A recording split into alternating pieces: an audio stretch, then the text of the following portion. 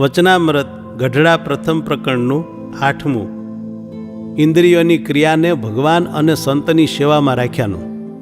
તારીખ 27/11/1819 શનિવાર. સંક્ષિપ્ત સાર. પહેલો, ઇન્દ્રિયોને ભગવાન તથા ભક્તની સેવામાં પ્રવર્તાવે તો અંતઃકરણ શુદ્ધ થાય છે ને પાપ બળી જાય છે. જો વિષયમાં પ્રવર્તાવે તો અંતઃકરણ ભ્રષ્ટ થાય છે ને પોતે કલ્યાણના માર્ગમાંથી પડી જાય છે. બીજો, કુસંગનો ત્યાગ કરી સાધુનો સંગ રાખે તો અહમ મમત્વ નાશ પામે અને પ્રભુમાં પ્રગાઢ પ્રીતિ થાય છે. સ્વામિનારાયણ હરે, સ્વામિનારાયણ હરે.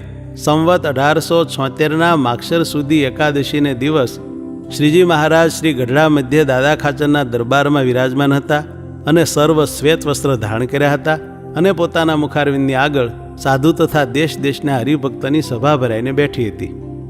પછી શ્રીજી મહારાજ બોલ્યા, જે ઇન્દ્રિયોની જે ક્રિયા છે તેને જો શ્રીકૃષ્ણ ભગવાન અને તેના ભક્તની સેવાને વિશે રાખે તો અંતઃકરણ શુદ્ધ થાય છે અને અનંત કાળના જે પાપ જીવને વળગ્યા છે તેનો નાશ થઈ જાય છે.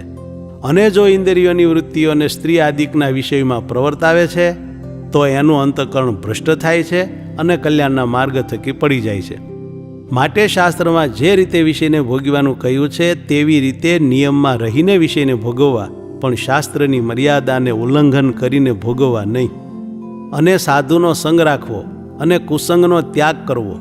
અને જ્યારે એ કુસંગનો ત્યાગ કરીને સાધુનો સંગ કરે છે ત્યારે એને દેહને વિશે જે અહમ બુદ્ધિ છે તે નિવૃત્તિ પામે છે અને દેહના સંબંધીને વિશે જે મમત્વ બુદ્ધિ છે તે નિવૃત્તિ પામે છે અને ભગવાનને વિશે અસાધારણ પ્રીતિ થાય છે અને ભગવાન વિના અન્યને વિશે વૈરાગ થાય છે.